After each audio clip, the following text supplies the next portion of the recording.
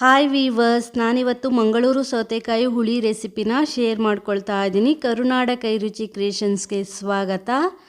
ನಾನಿವತ್ತು ಮಸಾಲೆನ ಹುರಿದು ಹುಳಿನ ಮಾಡ್ತಾ ಇದ್ದೀನಿ. ಈ ರೀತಿ ಮಸಾಲೆನ ಹುರಿದು ಹುಳಿ ಮಾಡೋದ್ರಿಂದ ತುಂಬಾ ರುಚಿಯಾಗಿರುತ್ತೆ ಅಂತಲೇ ಹೇಳ್ಬೋದು. ಹೇಗೆ ಮಾಡೋದು ಅಂತ ನೋಡೋಣ.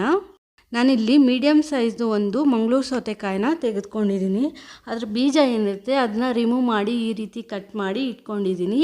ಇದನ್ನ ನಾನು ಸಣ್ಣ ಸಣ್ಣ ಹೋಳುಗಳಾಗಿ ಮಾಡ್ಕೊಳ್ತೀನಿ. ನೋಡಿ, ಹೋಳನ್ನ ಇಷ್ಟು ದಪ್ಪ ಮಾಡಿಕೊಂಡ್ರೆ ಸಾಕು.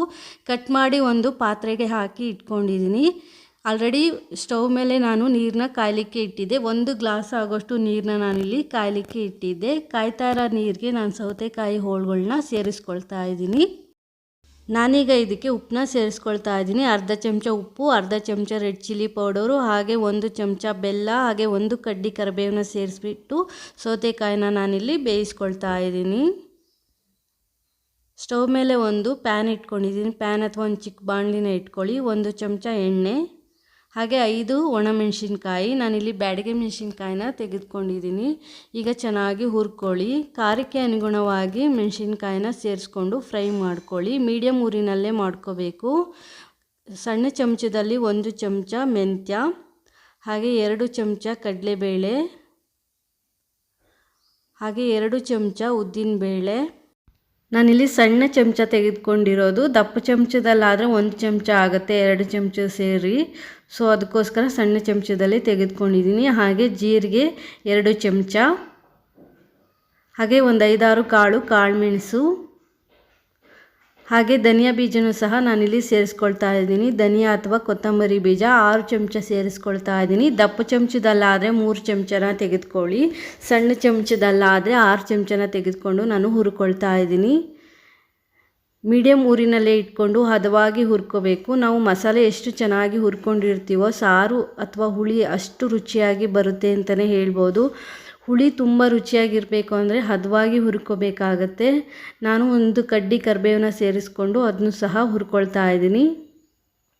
ಚೆನ್ನಾಗಿ ಕಡಲೆಬೇಳೆ ಉದ್ದಿನಬೇಳೆ ಕಂದು ಬಣ್ಣಕ್ಕೆ ಟರ್ನ್ ಆಗಬೇಕು, ಅಲ್ಲಿವರೆಗೂ ಹುರ್ಕೊಳ್ಳಿ. ನಾನಿಲ್ಲಿ ಒಣಮೆಣಸಿನ್ಕಾಯಿನ ಕಟ್ ಮಾಡ್ಕೊಳ್ತಾ ಇದ್ದೀನಿ, ತುಂಬ ಉದ್ದ ಇದೆ ಅಂತ ಹೇಳಿ. ಹುರ್ಕೋಬೇಕಾದ್ರೆ ಈಸಿ ಆಗುತ್ತೆ ಅಂತ ನೋಡಿ, ಈ ರೀತಿ ಹುರ್ಕೋಬೇಕು. ಚೆನ್ನಾಗಿ ಹುರಿದಾದ ನಂತರ ನಾನೀಗ ಇದಕ್ಕೆ 1 ಚಿಟಿಕೆ ಆಗೋಷ್ಟು ಅರಿಶಿನ ಪುಡಿನ ಸೇರಿಸ್ಕೊಳ್ತಾ ಇದ್ದೀನಿ. 1/4 ಚಮಚ ಅರಿಶಿನದ ಪುಡಿ, ಹಾಗೆ 1 ಚಿಟಿಕೆ ಇಂಗು, ಹಾಗೆ ಇದಕ್ಕೆ ತೆಂಗಿನಕಾಯಿ ತುರಿನ ಸೇರಿಸ್ಕೊಳ್ತಾ ಇದ್ದೀನಿ. ಸಣ್ಣ ಕಪ್ಪಲ್ಲಿ 1 ಕಪ್ಪು ತೆಂಗಿನಕಾಯಿ ತುರಿನ ಸೇರಿಸ್ಕೊಂಡು ಚೆನ್ನಾಗಿ ಹುರ್ಕೊಳ್ತಾ ಇದ್ದೀನಿ. ತೆಂಗಿನಕಾಯಲ್ಲಿರುವ ಹಸಿ ಅಂಶ ಹೋಗಿ ಡ್ರೈ ಆಗಬೇಕು, ಅಲ್ಲಿವರೆಗೂ ಹುರ್ಕೊಳ್ಳಿ. ಮೀಡಿಯಮ್ ಊರಿನಲ್ಲೇ ಫುಲ್ ಪ್ರೋಸೆಸ್ ಮಾಡ್ಕೋಬೇಕು, ಆಗ ಚೆನ್ನಾಗಿ ಬರುತ್ತೆ. ನೋಡಿ, ಇವಾಗ ಹುರಿದಾಗಿದೆ. ಈ ರೀತಿ ಹುರ್ಕೋಬೇಕಾಗುತ್ತೆ. ನಾನೀಗ ಫ್ಲೇಮ್ನ ಆಫ್ ಮಾಡಿ ಇದಕ್ಕೆ ಹುಣಸೆಹಣ್ಣಿನ ರಸನ ಸೇರಿಸ್ಕೊಳ್ತೀನಿ. ಹುಣಸೆಹಣ್ಣನ್ನ ಒಂದು ಸಣ್ಣ ನಿಂಬೆಹಣ್ಣು ಗಾತ್ರದ ಹುಣಸೆಹಣ್ಣನ್ನ ನೀರಲ್ಲಿ ನೆನೆಸಿ ಇಟ್ಕೊಂಡಿದ್ದೆ. ನೀರು ಸಮೇತ ನಾನು ಹುಣಸೆಹಣ್ಣು ರಸನ ಸೇರಿಸ್ಕೊಂಡು ಮಿಕ್ಸ್ ಮಾಡ್ಕೊಳ್ತಾ ಇದ್ದೀನಿ. ನೀವು ಒಣ ಹುಣಸೆಹಣ್ಣು ಹಾಕಿದ್ರೆ ಸ್ವಲ್ಪ ನೀರು ಹಾಕಿ ಈ ರೀತಿ ಮಸಾಲೆನ ಮಿಕ್ಸ್ ಮಾಡಿ, ಆಗ ಮಸಾಲೆ ಹುರಿದಿರೋದು ಹದವಾಗಿರುತ್ತೆ. ತಣ್ಣಗಾದ ನಂತರ ನಾನೀಗ ಇದನ್ನು ಮಿಕ್ಸಿ ಜಾರ್ಗೆ ಸೇರಿಸ್ಕೊಳ್ತಾ ಇದ್ದೀನಿ. ಮಸಾಲೆನ ಎಷ್ಟು ಹದವಾಗಿ ಹುರಿದಿರ್ತೀವೋ ಟೇಸ್ಟು ಸಹ ಅಷ್ಟೇ ಚೆನ್ನಾಗಿ ಬರುತ್ತೆ ಅಂತಲೇ ಹೇಳ್ಬೋದು. ಈಗ ಇದನ್ನ ಹಾಕ್ಕೊಂಡು ತರಿಯಾಗಿ ಗ್ರೈಂಡ್ ಮಾಡ್ಕೊಳ್ಳಿ. ತುಂಬ ಫೈನ್ ಪೇಸ್ಟ್ ಮಾಡೋದೇನು ಬೇಡ, ಮೀಡಿಯಮ್ ಆಗಿ ನುಣ್ಣಗೆ ಗ್ರೈಂಡ್ ಮಾಡ್ಕೊಳ್ಳಿ. ನಾನು ಸ್ವಲ್ಪ ನೀರು ಹಾಕಿ ಪ್ಯಾನ್ಗೆ ಆ ನೀರನ್ನು ಸಹ ಸೇರಿಸ್ಕೊಂಡು ಗ್ರೈಂಡ್ ಮಾಡ್ಕೊಳ್ತಾ ಇದ್ದೀನಿ. ನೋಡಿ, ಈ ರೀತಿ ಗಟ್ಟಿಗೆ ಗ್ರೈಂಡ್ ಮಾಡ್ಕೋಬೇಕು. ಈಗ ನೋಡಿ, ಸೌತೆಕಾಯಿನ ಆಲ್ರೆಡಿ ಬೇಯಲಿಕ್ಕೆ ಇಟ್ಟಿದೆ. ಸೌತೆಕಾಯಿ ಚೆನ್ನಾಗಿ ಬೆಂದಿದೆ.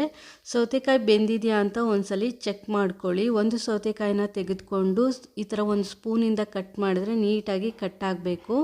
ಈಗ ಸೌತೆಕಾಯಿ ಚೆನ್ನಾಗಿ ಬೆಂದಿದೆ. ನಾನೀಗ ಇದಕ್ಕೆ ಗ್ರೈಂಡ್ ಮಾಡ್ಕೊಂಡಿರುವಂತಹ ಮಸಾಲೆನ ಸೇರಿಸ್ಕೊಳ್ತೀನಿ. ಈ ರೀತಿ ಹುಳಿ ಮಾಡಿದರೆ ತುಂಬಾ ರುಚಿಯಾಗಿರುತ್ತೆ ಅಂತಲೇ ಹೇಳ್ಬೋದು. ನಾನು ಇದಕ್ಕೆ ಈರುಳ್ಳಿ ಬೆಳ್ಳುಳ್ಳಿ ಏನನ್ನೂ ಸಹ ಸೇರಿಸ್ತಾ ಇಲ್ಲ. ಈರುಳ್ಳಿ ಹಾಕೋರು ಹಾಕ್ಬೋದು, ಬಟ್ ಈರುಳ್ಳಿ ಹಾಕ್ದಿರ ಈ ರೀತಿ ಮಾಡಿದ್ರೇ ತುಂಬ ಚೆನ್ನಾಗಿರುತ್ತೆ. ನನಗೆ ಈರುಳ್ಳಿ ಹಾಕಿದ್ರೆ ಅಷ್ಟು ಇಷ್ಟ ಆಗಲ್ಲ, ಸೊ ಅದಕ್ಕೋಸ್ಕರ ನಾನಿಲ್ಲಿ ಈರುಳ್ಳಿ ಹಾಕಿಲ್ಲ. ಮಿಕ್ಸಿ ಜಾರ್ಗೆ ಸ್ವಲ್ಪ ನೀರನ್ನ ಸೇರಿಸಿ ಆ ನೀರನ್ನು ಸಹ ನಾನಿಲ್ಲಿ ಸೇರಿಸ್ಕೊಂಡು ಚೆನ್ನಾಗಿ ಮಿಕ್ಸ್ ಮಾಡ್ಕೊಂಡಿದ್ದೀನಿ. ಈಗ ಮಸಾಲೆ ಹಾಕಿದ ನಂತರ ಚೆನ್ನಾಗಿ ಬೇಯಿಸ್ಕೋಬೇಕು. ಮಸಾಲೆಯಲ್ಲಿರುವ ಹಸಿ ಸ್ಮೆಲ್ಲೆಲ್ಲ ಹೋಗಬೇಕು, ಅಲ್ಲಿವರೆಗೂ ಚೆನ್ನಾಗಿ ಬೇಯಿಸ್ಕೊಳ್ಳಿ. ನಾನೀಗ ಇದಕ್ಕೆ ಬೇಯಿಸಿಟ್ಕೊಂಡಿರುವಂತಹ ಬೇಳೆನ ಸೇರಿಸ್ಕೊಳ್ತಾ ಇದ್ದೀನಿ. ಸಣ್ಣ ಕಪ್ಪಲ್ಲಿ 1 ಕಪ್ ಆಗೋಷ್ಟು ಬೇಳೆನ ಬೇಯಿಸಿಟ್ಕೊಂಡಿದ್ದೆ, ಅದನ್ನು ಸಹ ನಾನಿಲ್ಲಿ ಸೇರಿಸಿ ಚೆನ್ನಾಗಿ ಮಿಕ್ಸ್ ಮಾಡ್ಕೊಂಡಿದ್ದೀನಿ. ಕನ್ಸಿಸ್ಟೆನ್ಸಿನ ನೋಡಿಕೊಂಡು ನೀರನ್ನ ಸೇರಿಸ್ಕೊಳ್ಳಿ. ಹಾಗೆ ಉಪ್ಪು ಹುಳಿ ಖಾರನ ಒಂದ್ಸಲಿ ಚೆಕ್ ಮಾಡ್ಕೊಳ್ಳಿ. ನಾನೀಗ ಇದಕ್ಕೆ ಸ್ವಲ್ಪ ಉಪ್ಪನ್ನ ಸೇರಿಸ್ಕೊಳ್ತಾ ಇದ್ದೀನಿ. ರುಚಿಗೆ ತಕ್ಕಷ್ಟು ಉಪ್ಪನ್ನ ಸೇರಿಸ್ಕೊಳ್ಳಿ. ಆಲ್ರೆಡಿ ಆವಾಗಲೇ ಒಂದು ಸ್ವಲ್ಪ ಉಪ್ಪು ಹಾಕಿರೋದ್ರಿಂದ ನೋಡಿಕೊಂಡು ಉಪ್ಪನ್ನ ಸೇರಿಸ್ಬೇಕಾಗತ್ತೆ. ಹಾಗೆ ಬೆಲ್ಲನೂ ಸಹ ನೋಡಿಕೊಂಡು ಸೇರಿಸ್ಕೊಳ್ಳಿ. ಬೆಲ್ಲ ಇಲ್ಲಿ ಆಪ್ಷನಲ್ಲು, ಬೇಕಿದ್ರೆ ಹಾಕ್ಬೋದು, ಇಲ್ಲಾಂದರೆ ಸ್ಕಿಪ್ ಮಾಡ್ಬೋದು. ಹುಳಿ ಉಪ್ಪು ಖಾರ ಎಲ್ಲ ಕರೆಕ್ಟಾಗಿದ್ದರೆ ತಿನ್ನೋದಕ್ಕೆ ತುಂಬಾ ರುಚಿಯಾಗಿರುತ್ತೆ ಅಂತಲೇ ಹೇಳ್ಬೋದು. 3ರಿಂದ 4 ನಿಮಿಷ ಚೆನ್ನಾಗಿ ಕುದಿಸ್ಕೊಳ್ಳಿ. ನೋಡಿ ಚೆನ್ನಾಗಿ ಕುದೀತಾ ಇದೆ. ಈಗ ಒಂದು ಒಗ್ಗರಣೆನ ರೆಡಿ ಮಾಡ್ಕೊಳ್ಳೋಣ. ಸ್ಟವ್ ಮೇಲೆ ಒಂದು ಒಗ್ಗರಣೆ ಪ್ಯಾನ್ ಇಟ್ಕೊಂಡಿದ್ದೀನಿ. 1ರಿಂದ 2 ಚಮಚ ಆಗೋಷ್ಟು ಎಣ್ಣೆನ ಸೇರಿಸ್ಕೊಳ್ಳಿ. ಎಣ್ಣೆ ಕಾದ ನಂತರ ಅರ್ಧ ಚಮಚ ಸಾಸಿವೆ, ಹಾಗೆ ಅರ್ಧ ಚಮಚ ಜೀರಿಗೆ, ಹಾಗೆ 1 ಒಣಮೆಣಸಿನ್ಕಾಯಿನ ನಾನಿಲ್ಲಿ ಕಟ್ ಮಾಡಿ ಸೇರಿಸ್ಕೊಂಡಿದ್ದೀನಿ. ಹಾಗೆ ಸ್ವಲ್ಪ ಕರಿಬೇವು. ಈಗ ಒಗ್ಗರಣೆ 10 ಸೆಕೆಂಡ್ ಫ್ರೈ ಮಾಡಿ ಒಗ್ಗರಣೆನ ನಾವು ಕುದೀತಾ ಇರೋ ಹುಳಿಗೆ ಸೇರಿಸೋಣ. ಒಗ್ಗರಣೆ ಹಾಕಿದ ನಂತರ 1 ನಿಮಿಷ ಕುದಿಸ್ಕೊಳ್ಳಿ ಹುಳಿನ. ಈಗ ಹುಳಿ ರೆಡಿ ಆಗಿದೆ. ಫ್ಲೇಮ್ ಆಫ್ ಮಾಡಿ ಬಿಸಿ ಬಿಸಿಯಾಗಿ ಸರ್ವ್ ಮಾಡಿ. ತುಂಬಾ ಚೆನ್ನಾಗಿರುತ್ತೆ.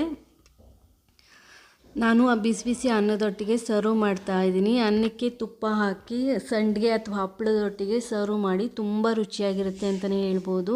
ಅಷ್ಟೇ ಅಲ್ಲ, ಈ ಹುಳಿಯಲ್ಲಿ ನಾವು ಮುದ್ದೆನೂ ಸಹ ತಿನ್ಬೋದು.